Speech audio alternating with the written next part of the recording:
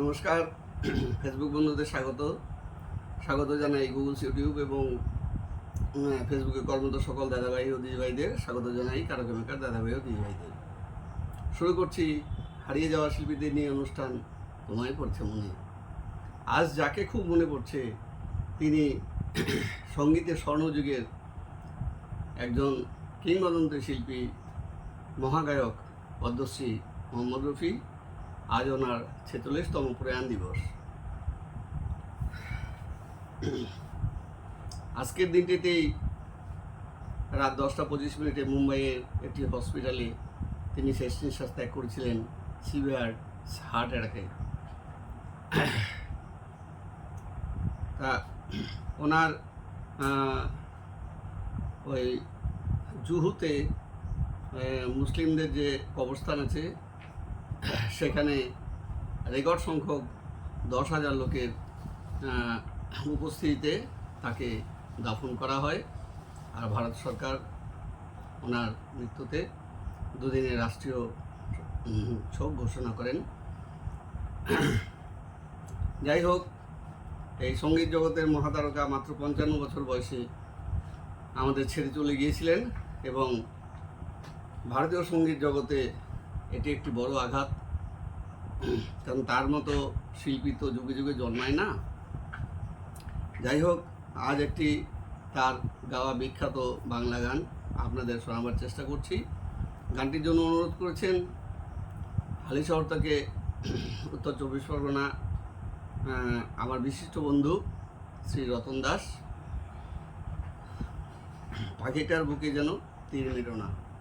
গানের বাণী শ্রদ্ধেয় কবি গৌরীপ্রসন্ন মজুমদার, আর এতে সুর সৃষ্টি করেছেন শ্রদ্ধেয় গায়ক ও সুরকার শ্রী সতীনাথ মুখোপাধ্যায়। আমি কারাওকে যোগে আপনাদের গানটি শোনাবার চেষ্টা করছি। কারাওকে সৌজন্যে আসিফ, ওনাকে অনেক ধন্যবাদ।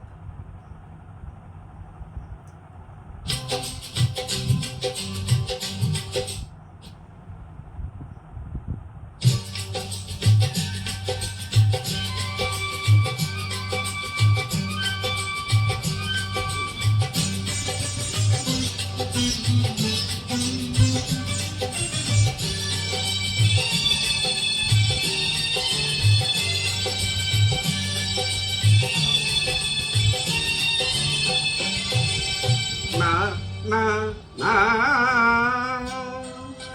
পাখিটার বুকে যেন তীর মেরো না, ওকে গাইতে দাও, ওর কণ্ঠ থেকে গান কেউ না।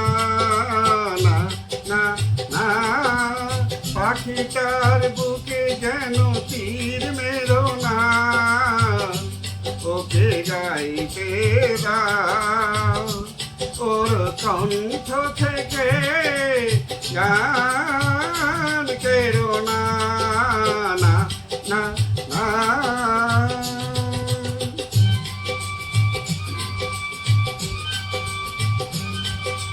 দেখো ভেবে পাখিটা মরে গেলে ফাগুন বিদায় নেবে। দেখো ভেবে পাখিটা মরে গেলে ফাগুন বিদায় নেবে। ওর গানে যে ফুল ফোটার প্রেরণা, পাখিটার বুকে যেন তীর মেরো না, ওকে গাইতে দাও, ওর কণ্ঠ থেকে গান কেরো না। না না না,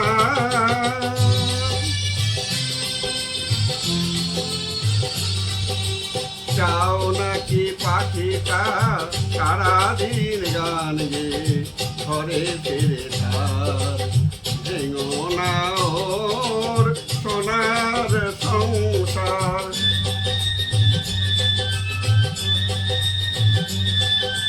কত সুখী ওর ওই গান শুনে ফোটে যে সূর্যমুখী।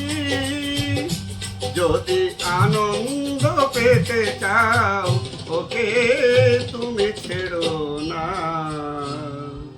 পাখিটার বুকে যেন তীর মেরো না, ওকে গাইতে দাও ওর কণ্ঠ থেকে গান কেড়ো না, না না না।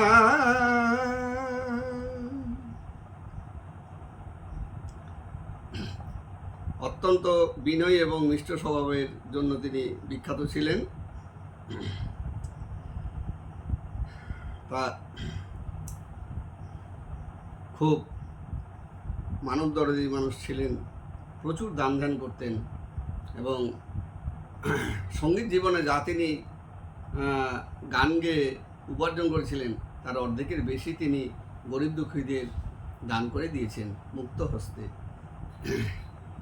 আর এমন ভালো মানুষ ছিলেন, মান্না দে, কিশোর কুমার এবং লতা দিদির সঙ্গে তার খুব ঘনিষ্ঠ বন্ধুত্ব ছিল এবং আপনাদের আগে বলেওছি যে তিনি গান বিনিময় করতেন। এরকম একজন মানুষকে আমরা সত্যি অসময়ে হারিয়ে ফেলে আমাদের অনেক ক্ষতি হয়ে গেছে। যাই হোক, তিনি যেটুকু দিয়ে গেছেন এটুকু নিয়েই আমাদের পথ চলতে হবে। কিংবদন্তি শিল্পী চরণে আমি শতকোটি প্রণাম জানাই কবি, সুরকার এবং যত সঙ্গীত শিল্পীদের। আপনারাও ওনাদেরকে শ্রদ্ধা নিবেদন করুন। সকলে ভালো থাকুন। আজ আসি, খুব শীঘ্রই আবার দেখা হবে। নমস্কার।